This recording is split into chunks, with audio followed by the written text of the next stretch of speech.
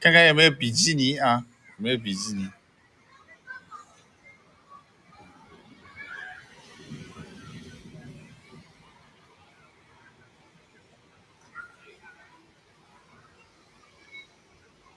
这个角度大家看不出吧？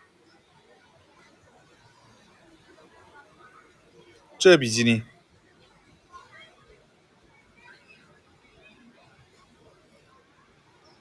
这个黄衣服的是比基尼，兄弟们，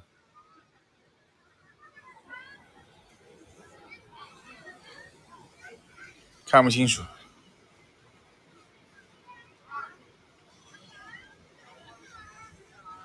黄衣服的比基尼啊，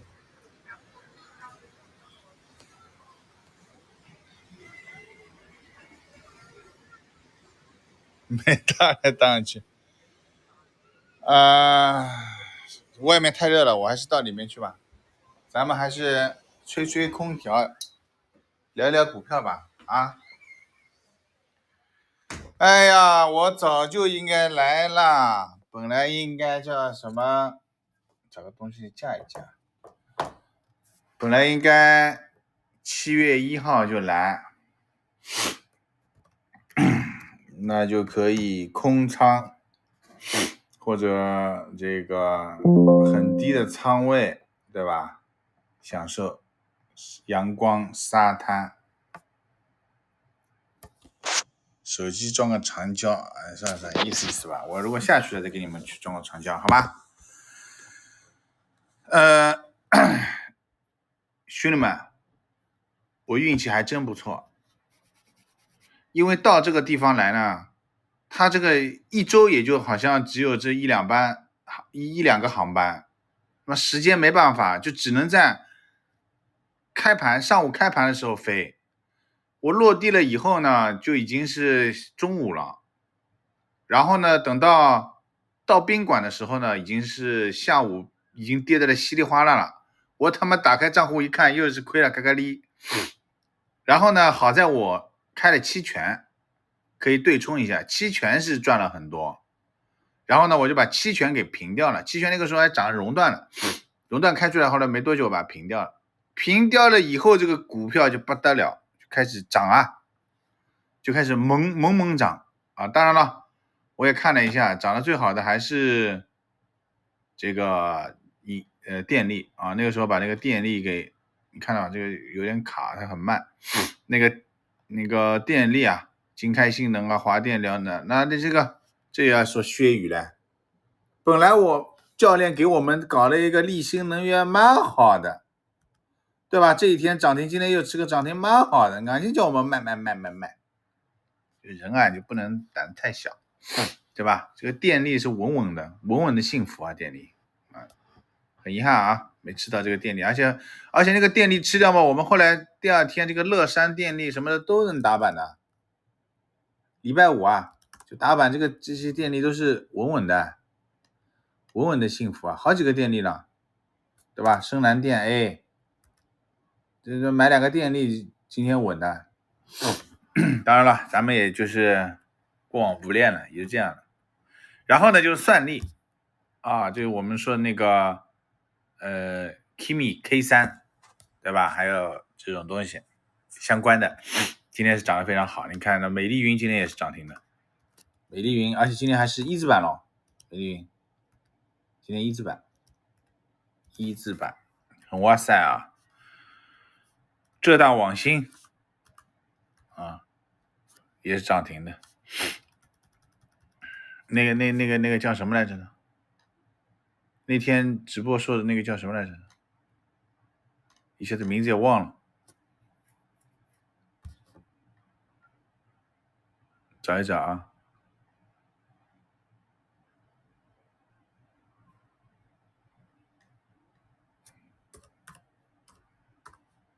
九安医疗今天是跌的，破板啊 ，K3 的这个破板，但这个呢能卖掉啊，当然我是卖不掉。我如果买这个死翘翘，因为我后来看到的时候已经在这个位置了。但是今天如果你是在电脑前面，那肯定是可以的。那个运气比较好，后来呢，我就下午到宾馆的时候呢，它都比较低，我就随便买了3、4个票。运气最好的是我那个重磅那个票，中兴。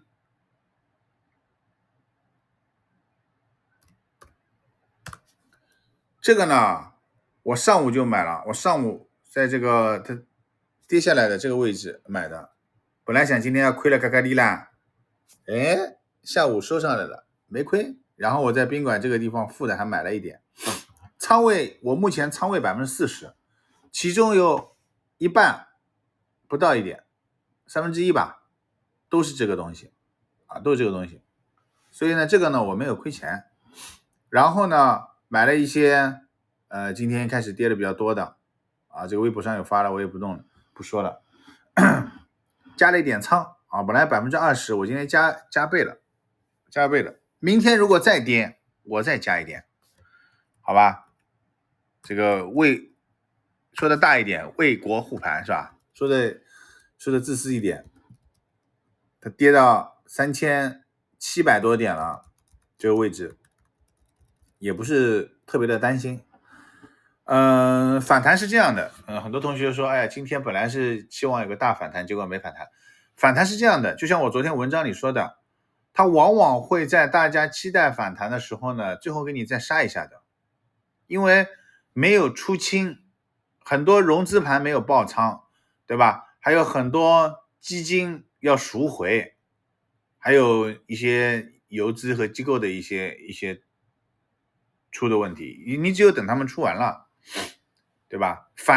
那句话怎么说的？反弹不是底，是底不反弹，它一定要满足基本的几个要素，对吧？你比如说布林线下轨放量，它是能反弹的。那还有一种就是跌到后面缩到后面量缩到一定程度，它也能反弹的。那么今天就属于布林线下轨放量的反弹。那么布林线下轨放量的这种级别的反弹呢，它很难做出反转的。它就是你弹上去就有人会卖的，弹上去就有人会卖，你只有等那些弹上去就卖的人卖掉，它才有可能走出一个像样的反弹。还有一种就是弹上去没有人卖，那弹上去没有人卖，它一定是缩量的状态。那现在没有到缩量的状态啊，所以耐心等待吧，好吧？20%的仓位，你的票跌很多的时候呢，适当的买一点，能做差价做差价，不能做差价的这个位置也不用过度恐慌了，因为跌的这个速度很快，幅度也足够了啊，幅度也足够了。而且该说的我昨天也说过了，政策底也给了，现在也在开会，对吧？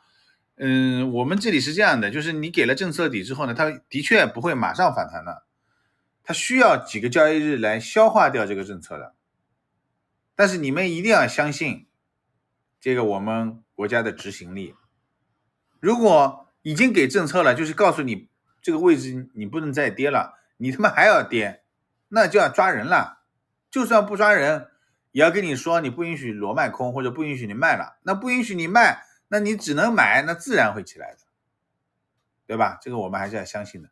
就像他在这个4200点、4100点的时候，他跟你说高了，对吧？贵了，他要卖了，那的确你也上不去，大概就是这么一个情况。所以未来呢，相当长一段时间呢，我觉得就是会在3700点到4100点之间震荡，这个地方震荡，消化掉一些筹码。但是那上面也说了，救市呢不是来救高估值的那些成长性的那种高高在上的股票的，不是来救那些的，它就是救不要有系统性风险，就是以一些国之重器已经跌得稀里哗啦了，你还要再跌那就不行，对吧？中字头的或者怎么样啊？因为现在它跌的时候就是4000个股票一起跌了嘛，所以它跌下来的时候那些都一起在跌，所以没办法。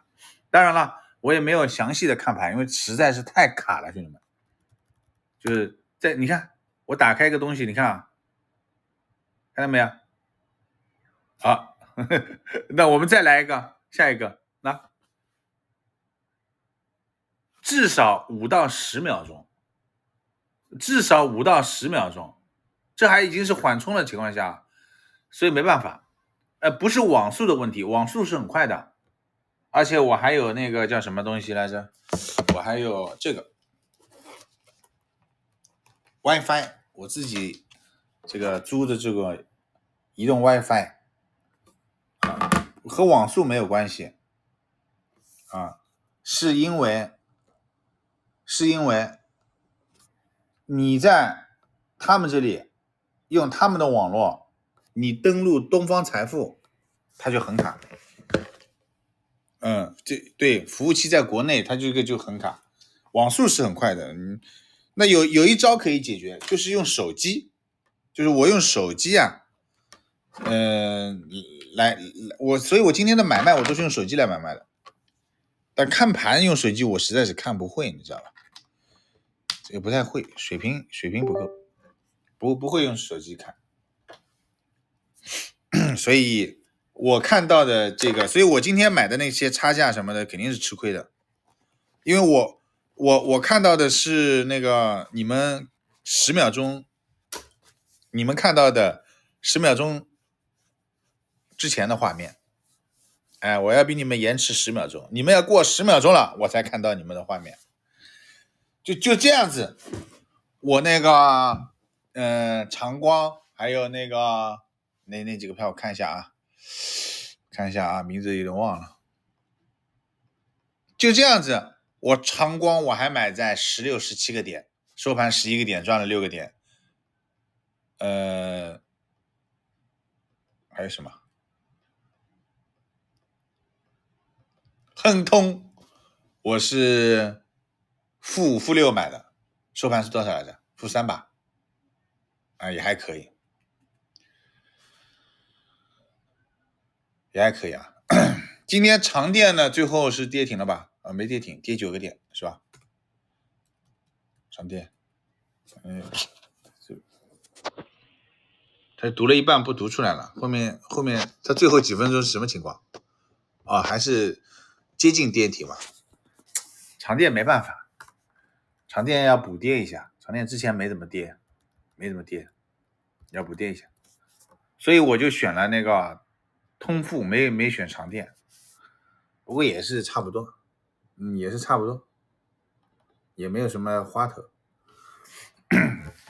好吧。今天大盘还是涨了32个点啊，涨了30个点。这32个点的主要的贡献参与者都是银行，还有就石油，中石油今天涨了7个点，中海油是涨停的。那么石油涨价嘛，就是那个金毛那个打仗啊什么的，对吧？油价上涨又到90块钱，没办法。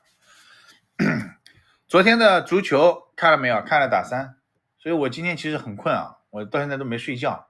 在飞机上面我睡了，本来可以睡2个小时的嘛，但是旁边坐2个人，一个爸爸一个小孩，然后他后面是他老婆跟他另外一个小孩。这个爸爸不知道为什么就连小孩有没有坐过火车他也不知道。小孩问他，爸爸是坐飞机的服务好还是坐火车的高铁的服务好啊？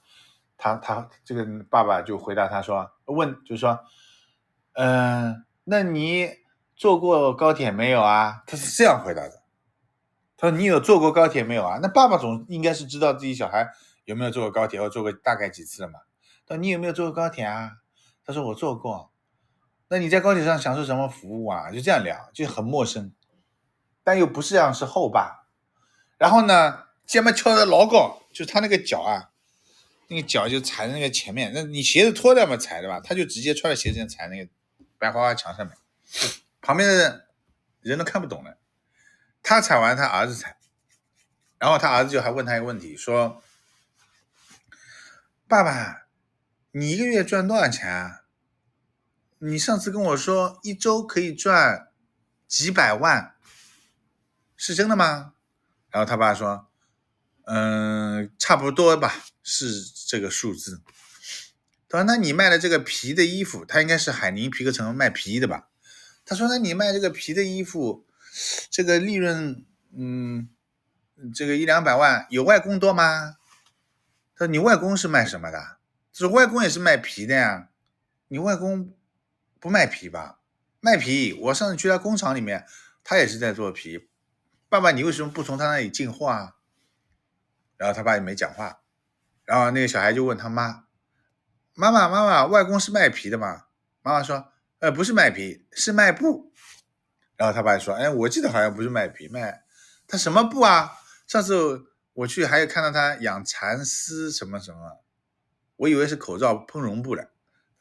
他卖这种布，卖布的。那我就在想了啊，一个礼拜赚200万，那么一周赚200万，那么一个月可以赚800万，一个月赚800万，那么一年可以赚1个亿，是吧？9000多万嘛，那就是1个亿。那么在海宁皮革城一年能赚1个亿的，其实是掐指可数，应该知道是哪几个人了吧？唉，反正就是在旁边叽里呱啦就聊了一路，还跟他聊篮球，后来聊什么，还聊你觉得地球是圆的还是方的，还是什么的，就反正就不让人睡觉，吵得我是没睡觉。唉，苦啊！什么船长都是身边大佬，我要表达的意思，他在吹牛逼，怎么听不懂呢？就是你可以吹牛逼，但不要在小孩面前吹牛逼嘛。小孩很天真的，他也不懂。有没有钱看这个样子看得出来，是个做生意的人，但不会很有钱，就这样。他说的100-200万也是营收，不是利润吧？卖皮一个礼拜卖200万利润，他要卖多少件皮？而且皮它是有季节性的，一年12个月他妈都能卖皮的，这么简单逻辑。但是你跟小孩不要去这样说，小孩不懂，对吧？你外面做生意，你忽悠别人进点货或者卖你的产品嘛可以，你小孩吹什么牛逼？对吧？会认为那个旁边都是大佬的，你也是，我也不认识这个人，我就单独一个人坐在那个位置而已，我没有跟我的家里人他们坐在一起。然后嘛，他们定的位置我就服从指挥。那个位置嘛又小又不舒服，我也真搞不懂为什么不给我搞一个商务舱，虽然商务舱也没大很多，小飞机。其他都没什么，就是吵到我一路睡觉了。主要是因为我那个叫什么，晚上看那个足球我也没睡觉嘛，我看那个阿根廷跟西班牙嘛，还是一样啊。现在的这个世界范围内所有的球队遇到西班牙都是1贴2，西班牙欧洲杯冠军，然后世界杯冠军根本踢不过。你看法国队，我这么看好法国队夺冠的，法国队碰到西班牙1贴1，他妈射门都没几下，被人家他妈碾压的。阿根廷也一样，上半场0射门，下半场也差不多，后来被罚下去一个恩佐。我看有人为这个恩佐鸣不平，他这个动作包黄牌的动作，超雄体质啊，这么猛的冲上去这样子，人家已经脚已经把球出掉了，他还就这样子卡那个位置，这个肯定是黄牌动作，没毛病。还有之前一个黄牌嘛，他自己讨的，因为去跟裁判这个抱怨这边干嘛甩脸子。但是最应该得黄牌的不是他，是那个卡脖子的那个人，冈萨雷斯还是谁？这阿根廷踢球他妈的真的是脏，不是因为有梅西啊，这阿根廷是绝对我是会反感的一个球队，就他们踢得很脏，动不动三脚趾在背后弄你一下了，脚嘛在你的一些软肋的地方他妈踩一脚了，就很脏。他不止这一场脏，他之前跟那个英格兰还有跟那个埃及什么的都很脏的，就都很脏的，就除了大马丁和梅西，说老实话，其他人都不配站在决赛的赛场上面。就大马丁跟梅西是 OK 的，对吧？而且他们还颁奖还背对，他有什么资格背对？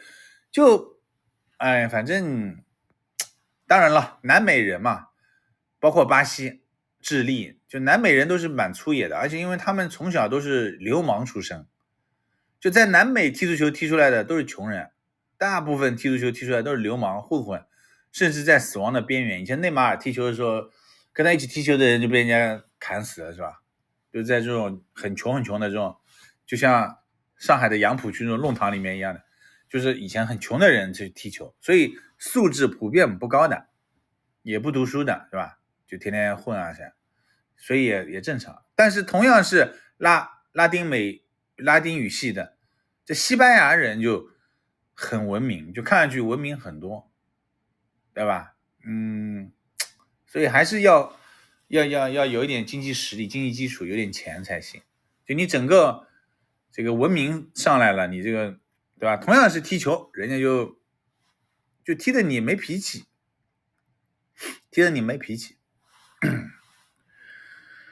但是西班牙那些踢球的人也一样的，也是没钱的人去踢球的，对吧？像那个谁呀、富二代那个叫什么那个后卫是吧？富二代踢球的毕竟是少数嘛，对吧？以前巴萨的那个叫什么富二代踢球是吧？那个叫什么来着？以前名字忘了，大部分还是没钱啊。皮克，对，皮克。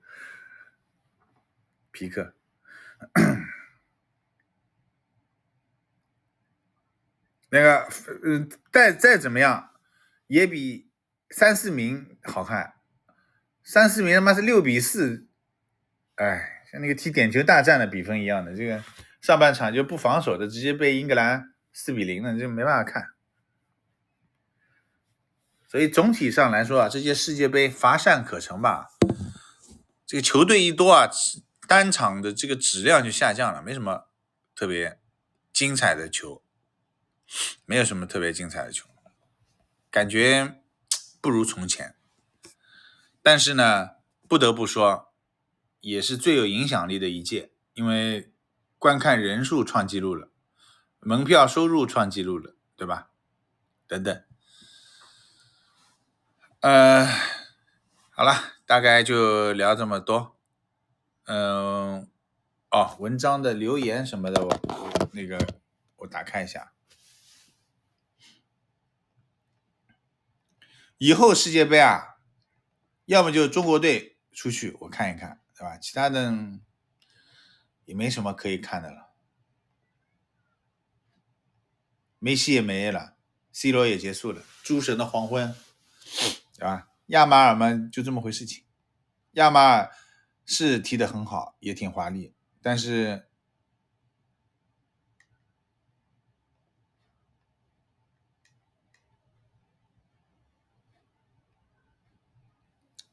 好，我们看昨天的这篇文章啊，叫做高盛说的接近尾声，但数据在说另一个故事。其实文章里面已经说了啊，已经说了，就是虽然说接近尾声，但是缺乏催化剂啊，没有办法被证伪，还是需要这个出清啊。现在就是出清，就是让反弹能走的人走掉。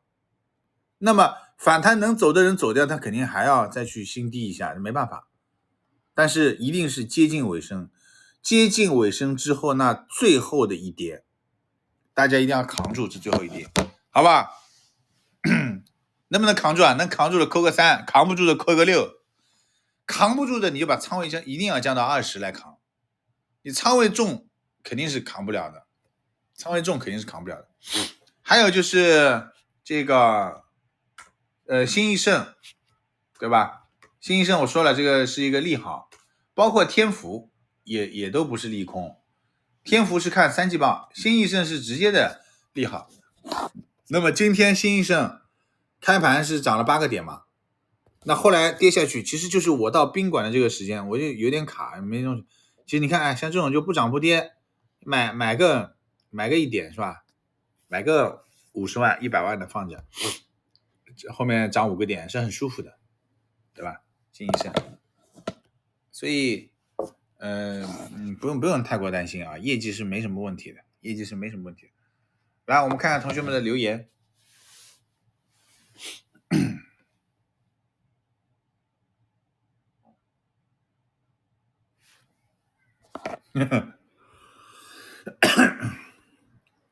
功率半导体什么的，功率半导体我已经说过了，早就应该卖掉，还没有到4换呢，跌死了，赶紧10换吧。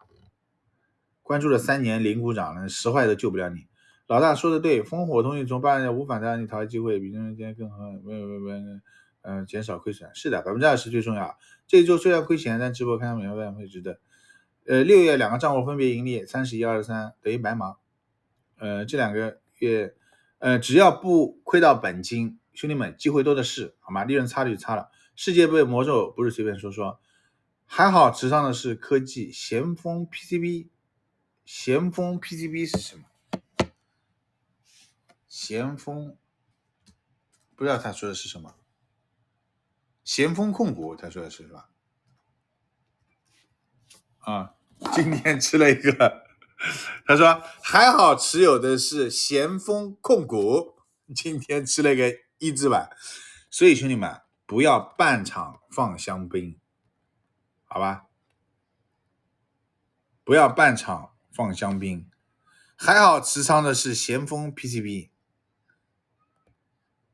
半场放香槟啊！今天给你吃1字跌停啊！来自澳大利亚的 Joker， 股涨是0的，咸丰控股直接给你来个1字跌停。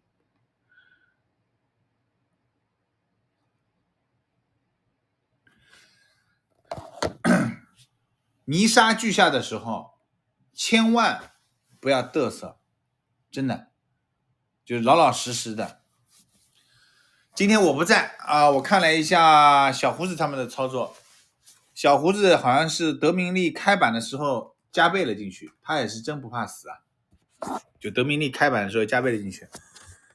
我说了，德明利开板是科技股情绪转好的信号之一，但是他今天最后是封死的，没有开，就他开了一下，我们是看结果嘛，他开了一下没有起来，所以呢，今天的科技股的信号情绪一定还是不好的。那么你就只能买好的东西，好的东西我在上个礼拜的直播里面反复跟你们说了，就是像新一盛业绩好的，天赋业绩 Q3 也是值得期待的，中芯国际它的阿尔法的属性特别的強，所以懂我意思吧？我知道從前情迷戀身邊的愛，今天一切變安寧，如就立無蹤分不清，季節去後已清醒，可在否同行同步同渡過他一條遠路，讓承諾實現這契約，今夜情為證。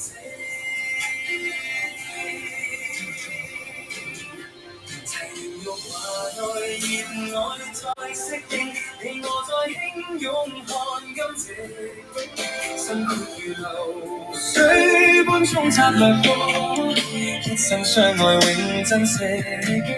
從燃亮紅紅熱愛兩感應，你我應欣賞每一隻。聽到聲音的扣個6。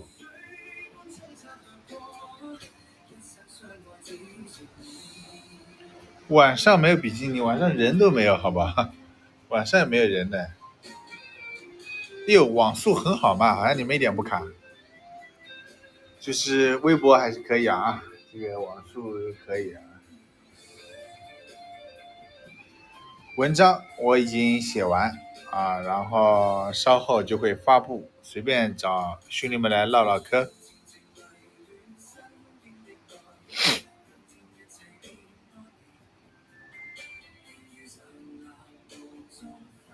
今天卖貔貅，卖个鬼，卖貔貅。今天来跟大家汇报一下，这个今天文章发布在新的公众号，把我的那个4个字去掉第1个字啊，减掉1个字就是了，道船长，好吧？我那个号呢，今天我打开的时候莫名其妙，它显示我什么违规什么经营什么，哎呀，反正就是欲加之罪何患无辞啊，反正就随便找了一个理由封了7天。我之前也被封过一次，封了1天还是2天还是3天忘了，也是那个去日本的时候。这个跟举报没有关系，你随便怎么举报你也封不掉的。但是我的 IP 来到了这个地方就很容易被封掉啊。我如果在上海随便举报都不会被封号的啊。能听得懂吗？如果举报就能封号，那外面大 V 早被举报光了，早被封号了。有的东西大家知道了，懂的就不要说了，说出来了。听懂扣3，听不懂扣6。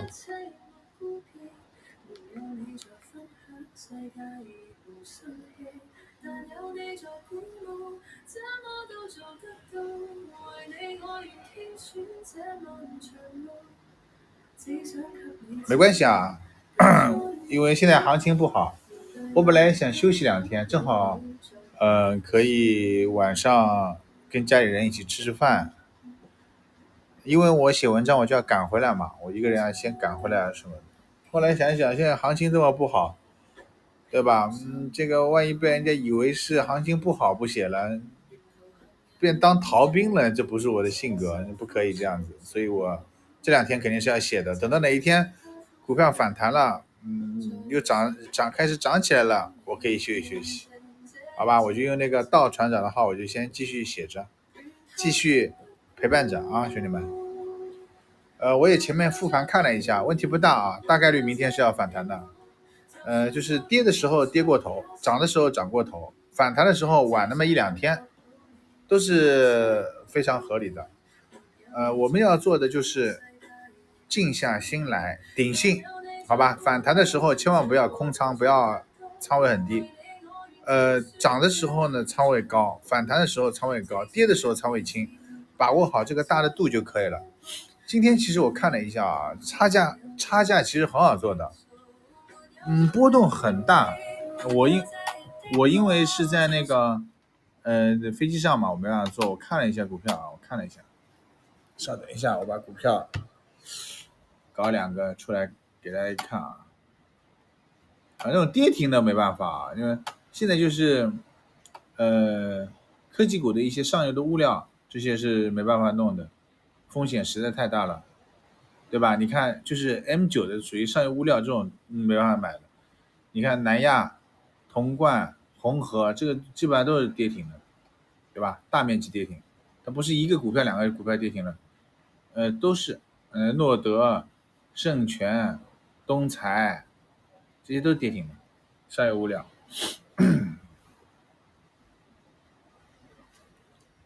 所以这个是出现流动性的危机的，这个是不能那个。其他的还行，其他的很多票还可以的，特别是那个盘子大的一些，我看一下啊。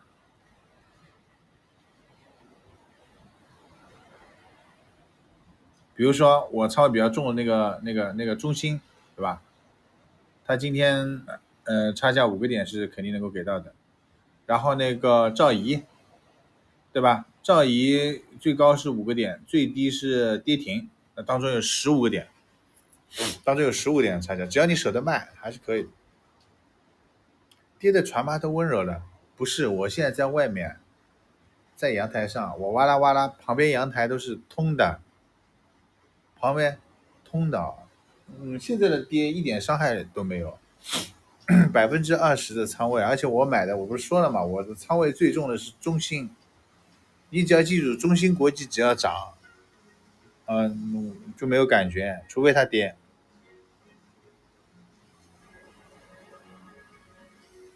隔壁拉窗帘，隔壁看不到，下面人家音乐已经嗨起来了。我在外面这个阳台上，我哇啦哇啦的像什么样子是吧？在这个地方，咱们稍微讲点数字。SHJT 也回购了 ，SHJT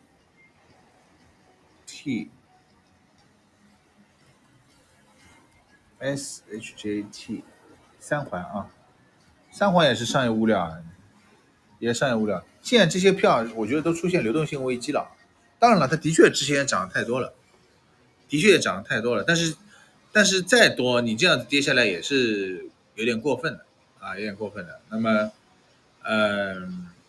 对吧？回购也代表一种态度嘛，也代表一种态度嘛。反正不要太过担心，好吧，兄弟们，还是那句话，反弹的时候千万不要一点仓位都没有啊。但是也不要很激进的满仓啊什么的，这也没必要。经过这一次，大家应该是知道这个游戏该怎么玩了，就涨的时候仓位重一点，跌的时候仓位轻一点就可以了。我们因为没有办法去把握高点低最高点最低点，反弹 M9 能弹吗？它肯定能弹 M9 因为跌的比较多吧，但是 M9 是重灾区，像这个流动性最差。因为还是这个问题，就是流动性危机出现的时候，你的钱会保什么？会保大还是保小？就是保大人还是保小孩？你是老公，你要保老婆还是保小孩？保了老婆，小孩还能生；保了小孩，老婆就没了。所以一定是保大的。什么是大的？中芯国际是大的，中继续创是大的，新易盛是大的，能明白吗？所以你们看，大的今天是不跌的，那没流动性就这么点，你保了大的，小的没钱去维护了。那现在的问题就是小的他妈谁他妈在卖？他其实不卖也跌不下去嘛，那是拼命在卖，融资盘在拼命在卖，那就活该了，没办法。反弹应该把什么9万？不是，我还没听懂。反弹的初期，就像其实今天是反弹的，只是今天反弹的是大的，反弹的初期肯定是大的。那么当大的企稳了以后，大的不需要那么多钱了以后，他就去小的了。小的因为弹性强，反弹的多，是一个顺序的。昨天直播不是讲过了吗？它是反弹也是一步一步来的，先保大的，再保小的，它是一个循环。你把这个顺序不要搞错了。再留球，好吗？再留球。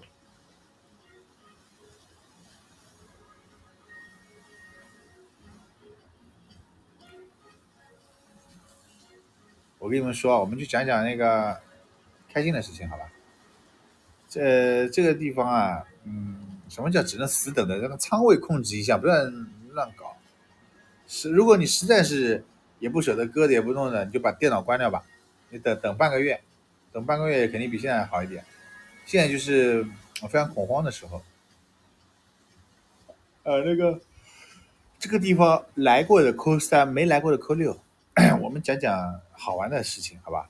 来过的扣3，没来过的扣6。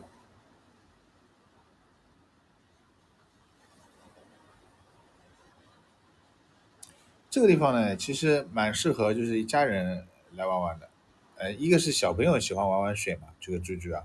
第二个呢，这个地方东西啊，吃东西也便宜，也比较大家也没有什么这个饮食上的问题，而且相对离我们近，对吧？飞机飞过来非常非常近。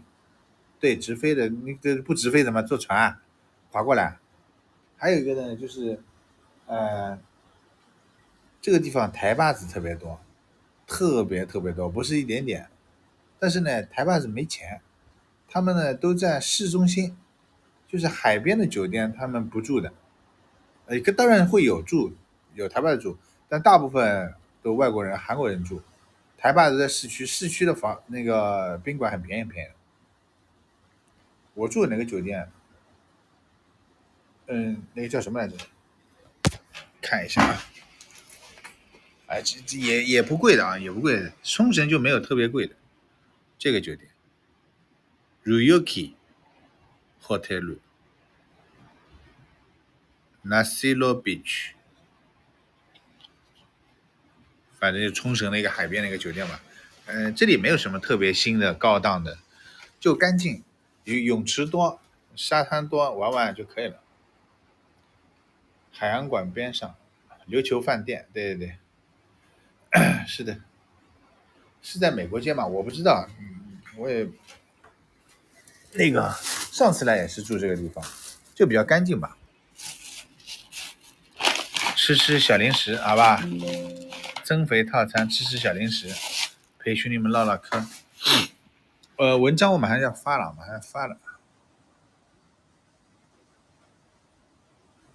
可以看海豚表演啊。对，如果你带小孩子来，这种看看这种表演嘛。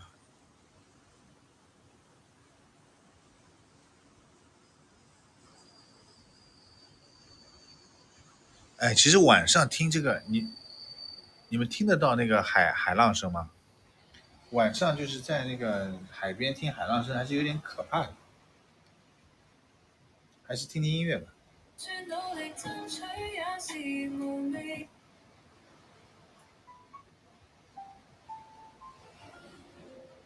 听不到，我这里听得很清楚的，我这里也听得有点吓人的。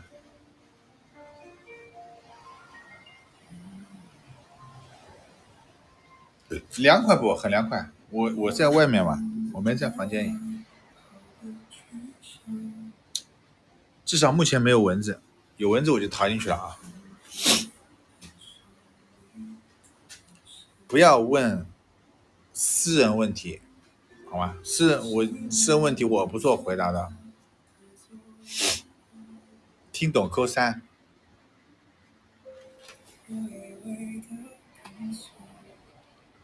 我就聊聊我自己的观感什么的啊，什么家里人去了几个啊，什么啊，不要问这么八卦的问题。一个月赚多少钱啊？工资多少啊？什么时候他妈的拉窗帘啊？不要这么八卦啊！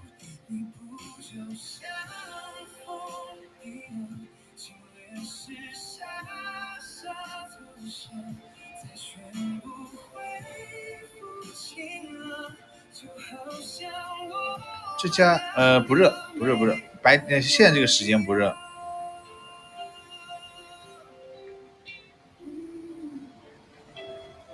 文章说满，跟文章的内容没有什么太大直接的关系，就是文章不允许提到个股的名字，这个是第一点。第二，我现在不应该，我现在出现 IP 出现在不应该出现的地方，听懂扣三，这个东西我就不方便多说了。我第一次被关小黑屋也是他妈的在这个地方，能明白吗？但是他不会明说的，他不会明说不允许你去，你去了就封你。但是他会做这个动作，就是懂我意思吧？但因为他说你去了就封你，这个上不了台面，你说这个像什么样子？这个有点过分了，是吧？他不说的，他就找一个别的名头说，他就找一个别的名头来说你这个一些别的违反了什么文明守则啊，互联网有什么游戏规则啊什么的。我在微信公司是这样的，让助理在国内发，我都没有让他在发，我就打开来看了一眼，就这样了，能明白吗？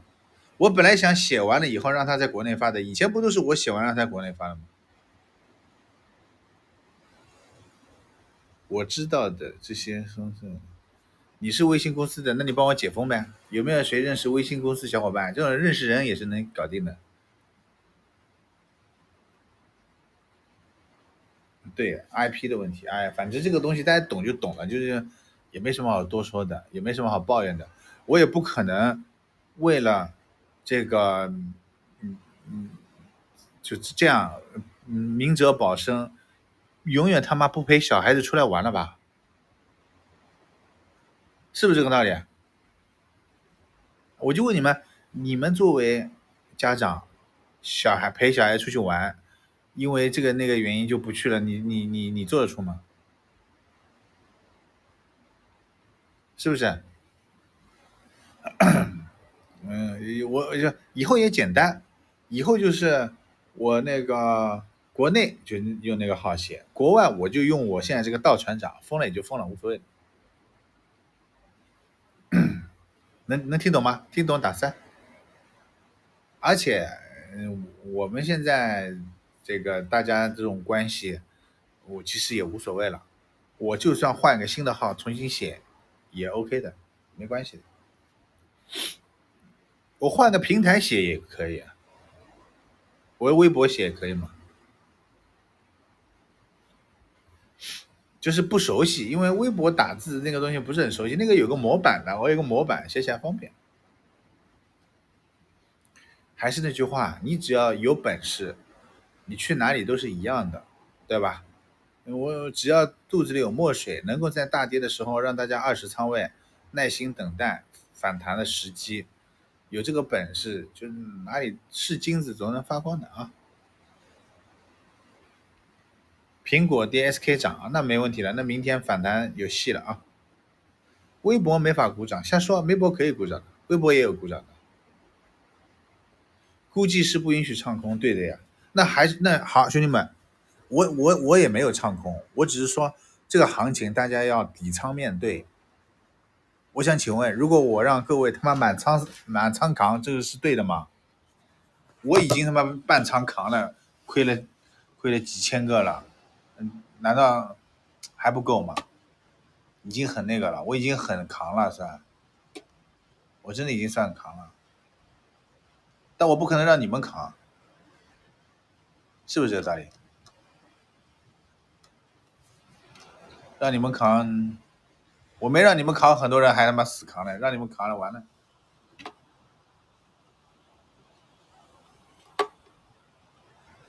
哎，不要幻想啊，高开不高开不重要，重要的是只要德美利它不封死跌停，科技股就能做，不然科技股做不了。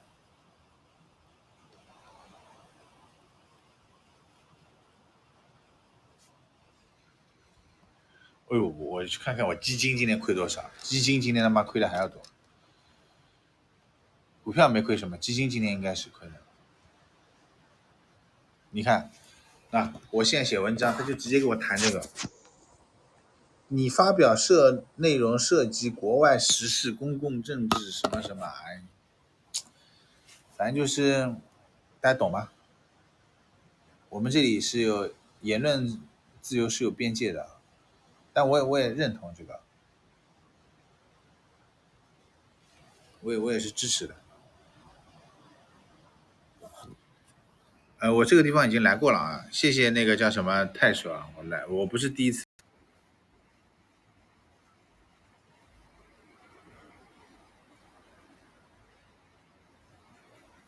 哎，像我这么这个正能量的主播，都因为这种鸡毛蒜皮的事情封掉了，封个几天，你们说说看是不是过分？觉得过分的扣一个过分。我一直在宣扬爱国、正能量，不要移民，在国内消费，怎么是吧？哎，这个东西就没办法。我他妈又不是反贼，是吧？我又不反，就不允许出去，对吧？不允许去小日本这个地方，我已经不去了。我以前一年来这个地方，就是我们关系还不错的时候，我来这个地方一年来10次。我现在就是他妈暑假的时候陪小孩来一次也不行。我以前一年来10次，你看我一年来10次，我有他妈宣扬过？我就滑雪的时候说2下，我有的时候以前我就是礼拜5买个机票我就来了，我都不说的，对吧？礼拜1再买个机票，再默默的回来。因为对我来说，去这种地方就是像打个车去这个城隍庙逛一圈一样的。我已经不说了，我已经考虑到这些阴影，哎，没办法。限流，这个不重要，我没有流的，我没有自然流的，因为写股票的，只要但凡你这个稍微有一点股票的名字，或者你那个留言有一点说股票的，他就永远限流的。只有不写股票才有可能不限流啊，这个倒无所谓的。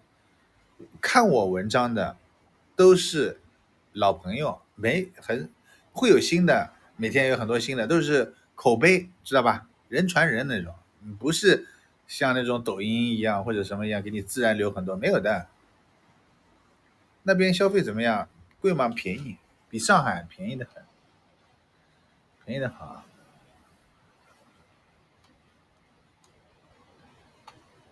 文章已经发出来了啊，兄弟们，文章已经发出来了。新的号，还是有点卡。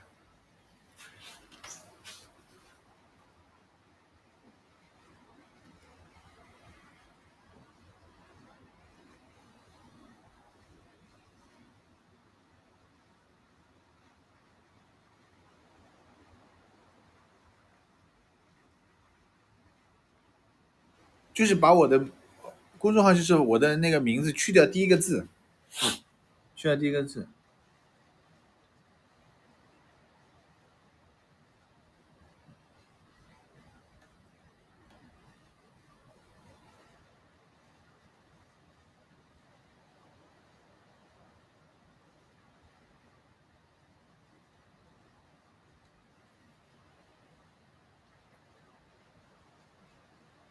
怎么下面没有辣妹了？现在在这里已经是10:40了，怎么有辣妹？不是古船，道船长，把一个字去掉。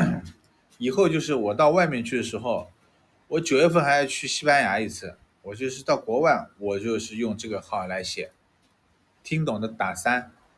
在国内我就用自己的号写，国外我就太太平平用这个号写。疯了拉倒，就是他其实不太允许这个写作的人出国的。不过是啊，精力旺盛，我他妈的都没有睡觉。兄弟们，我回复一下留言，早点睡吧，明天起来还炒股票呢。虽然这个地方网卡，但是也能炒一下，好吧？那我先那个，睡先不睡，我先回复一下留言去。好了，我先。